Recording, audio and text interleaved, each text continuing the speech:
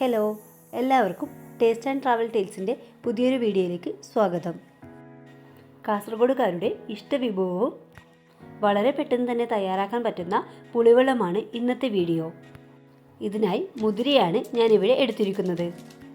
സ്വാദിഷ്ടമായ ഈ മുതിര പുളിവെള്ളം എങ്ങനെ തയ്യാറാക്കുന്നതെന്ന് നോക്കാം. ആദ്യം തന്നെ നമുക്ക് ആവശ്യമായ മുതിര നന്നായി വറുത്തെടുക്കാം. മുതിരയുടെ നിറം നന്നായി മാറും വരെ വറുത്തെടുക്കാം.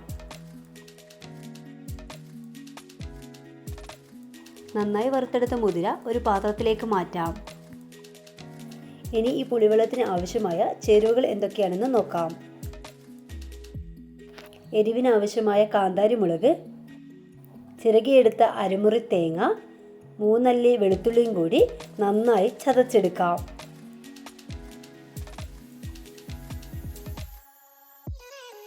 ഇതുപോലെ വേണം ചതച്ചെടുക്കാൻ, മിക്സിയിലിട്ട് അരച്ചെടുക്കരുത്.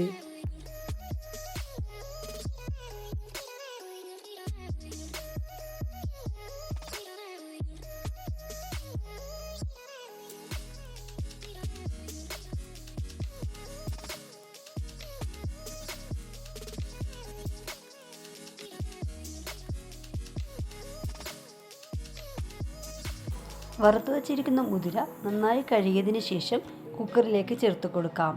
ഇതിലേക്ക് നേരത്തെ ചതച്ച് വെച്ചിരിക്കുന്ന തേങ്ങ, കാന്താരിമുളക്, വെളുത്തുള്ളിയും കൂടി ചേർത്ത് കൊടുക്കാം. 1 ടീസ്പൂൺ മഞ്ഞൾപ്പൊടിയും പാകത്തിന് ഉപ്പ്, ആവശ്യത്തിന് വെള്ളം കൂടി ചേർത്ത് 3 വിസിൽ വരെ കുക്കറിൽ വേവിച്ചെടുക്കാം. ഇതിലേക്ക് നെല്ലിക്ക വലിപ്പത്തിലുള്ള പുളി ആവശ്യമാണ്. ഈ പുളിയിലേക്ക് കുറച്ച് വെള്ളം കൂടി ചേർത്ത് മാറ്റിവെക്കാം. 3 വിസിലായപ്പോഴേക്കും മുതിര വേവായി വന്നിട്ടുണ്ട്.